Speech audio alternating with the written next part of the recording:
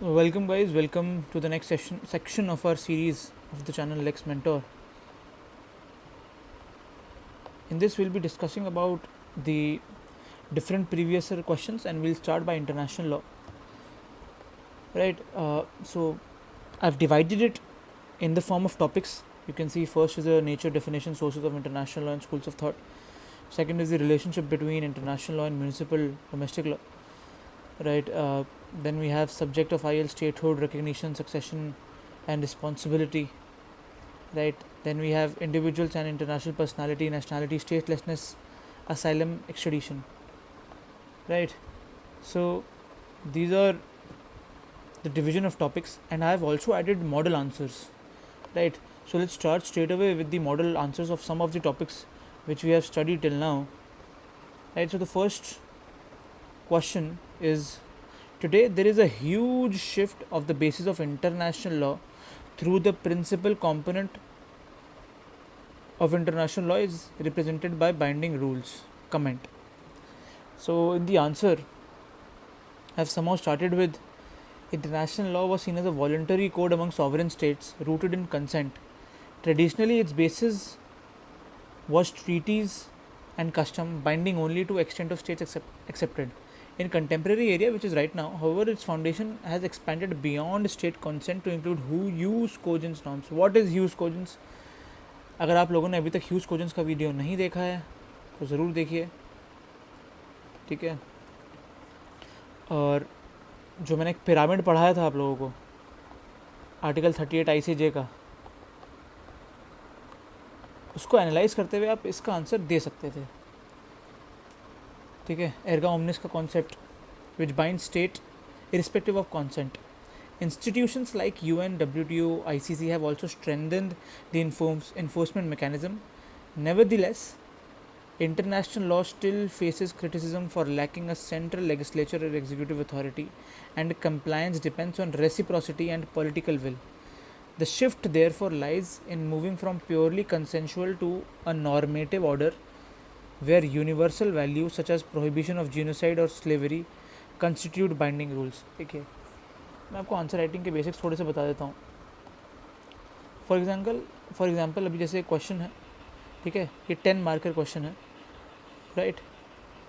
इस क्वेश्चन में basically you have to start with an intro, then there will be the content, then conclusion, right. ये कहने में आसान लगता है दोस्तों, आइडियली बहुत डिफ़िकल्ट होता है। एक परफेक्ट इंट्रो क्या हो सकता है, ये मैंने आपको लेक्चर्स में समझाया है, साथ साथ ज़रूर देखिएगा। एक कंटेंट में हम क्या क्या इंक्लूड करेंगे, आप या तो करंट अफेयर्स ले सकते हैं, या you can add static part which I have already made you study, and उस स्टैटिक का भी आप डायग्राम बनाएंगे अगर आपको मार्क्स गेन करने हैं तो, ठीक है। उसके अलावा कंक्लूजन, कोई भी कोट अगर आपको याद आ रहा है, कोई भी जजमेंट अगर याद आ रही है, तो उससे आप कंक्लूड कर सकते हैं, ठीक है। ये मैंने आपको एक मॉडल दिया है, अब इसको आपको किस तरीके से प्रेजेंट करना है उस बेसिस पे आपको नंबर मिलेंगे, ठीक है। ये हो गया पहला क्वेश्चन, ठीक है। Now will come to this question, vanishing point. There is a vanishing point in international law where what is controversial ceases to be law and becomes morality. देखिए बेसिकली जो कॉन्सेप्ट है वो इवॉल्व हो रहा है, through whom? It is being evolved through different thinkers of international law. हो नहीं रहा है, हो चुका है, खैर अब तो बात ही अलग है यूएन की, ठीक है। लेकिन तब जॉन ऑस्टिन साहब ने क्या कहा था वो आप याद करिए पहले, that international law is just positive morality, right. This remark attributed to Judge Lauterpacht, right, which highlights the boundary between law and morality in international law. लाउटरपैक्ट साहब की आपको ये बात याद रखनी थी अगर आपको इसका आंसर भी लिखना था तो। साथ साथ आप जॉनस्टन साहब की ये बातें कह सकते थे इसमें। Law requires certainty, consistency and recognition by states, whereas moral principles may inspire but lack binding force. When norms remain contested, such as the right to humanitarian intervention or cyber warfare, they hover in a grey zone. If consensus emerges, they crystallize into binding law. For example, prohibition of torture. Where consensus is absent, such norms remain aspirations of international morality. The vanishing point reflects that not every desirable conduct becomes law until accepted as treaty or custom. Thus, international law evolves gradually from moral claims to legal obligations. ठीक है, एक vicious cycle है कि क्या IL law है भी या नहीं है। इसके कॉन्सेप्ट्स मैंने आपको ऑलरेडी लेक्चर्स में समझाए हैं। कॉन्सेप्ट्स मैंने आपको आईएल के लेक्चर्स में समझाए हैं, लेकिन आप खुद सोचिए आज के कंटेक्स्ट में भी क्या आईएल लॉ है भी या नहीं है। देखा जाए तो लॉ है क्योंकि सैंक्शंस हैं, लेकिन क्या सैंक्शंस मैटर कर रहे हैं आजकल, right? So there are various repercussions to what a sanction is right now in current context. For example, what is happening to Israel? Nothing, right? Nothing at all. So these are certain questions which needs recent examples as well. अगर आप recent examples लिखेंगे तो आपको number ज़्यादा मिलेंगे, सीधी बात। ठीक है, मैं आपको एक और क्वेश्चन समझा देता हूँ यहाँ पे। अगर आप चाहते हैं कि मैं सारे क्वेश्चन एक साथ समझाऊँ, ठीक है, तो आप प्लीज़ कमेंट करिएगा, ठीक है। सो या we will study the explain the position of international law in Indian legal system with case laws. 20 mark का क्वेश्चन आया था 2019 में, ठीक है। सबसे पहले हम इंट्रो लिखेंगे। India's legal system reflects dualist approach. Dualist approach क्या थी, ड्यूलिज्म क्या था, कमेंट में लिखिए,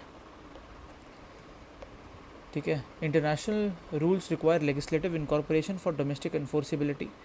treaties signed by executive under 73 became binding only under article 253। मैंने पूरा ये कॉन्सेप्ट आपको समझाया है क्लासेस में, पूरा कॉन्सेप्ट क्लासेस में है, ज़रूर देखिएगा, बहुत ज़रूरी है, ठीक है। Indian courts have recognised that customary norms if not inconsistent with domestic law और part of national law. Gramophone company का केस था, ग्रामोफोन कंपनी का केस आप ऐड कर सकते हैं। मैंने आपको मगन भाई छगन भाई बताया था, ठीक है। मैंने सुपर कैसेट्स का आपको केस समझाया था और रिपब्लिक ऑफ इटली का भी केस समझाया था। तीनों को एग्जांपल आप दे सकते हैं यहाँ पे, ठीक है। ये ना मगन भाई का मैंने आपको केस जो समझाया था, राइट। ट्रीटीज़ किस तरीके से आएंगी। अभी केप टाउन कन्वेंशन किस तरीके से इंडियन लॉ में अप्लाई हो रही है, specially in which thing, in aircraft bill. वो आप पढ़िए, करंट अफेयर के लेक्चर में मैंने आपको समझा दिया ऑलरेडी, राइट। ह्यूमन राइट्स का concept Vishakha versus state of Rajasthan, CEDAW पे सुप्रीम कोर्ट ने अपनी एम्फेसिस दी थी to frame certain guidelines in respect to human rights, especially women rights, right? PUCL, one of the major NGOs, जो बहुत ही important human rights के cases इनके नाम पर हैं। आप इनका केस पढ़िएगा, मैं आपको खुद पढ़ा दूंगा अगर आपको पढ़ना है। मैं PUCL के सारे केसेस समझा सकता हूँ आप लोगों को, आप कमेंट्स में लिखिएगा, राइट। देन कंक्लूजन में हमें ये लिखना है that international law in India is persuasive but not automatically enforceable. अब बताइए कौन सी थ्योरी है, ब्लैकस्टोनियन थ्योरी है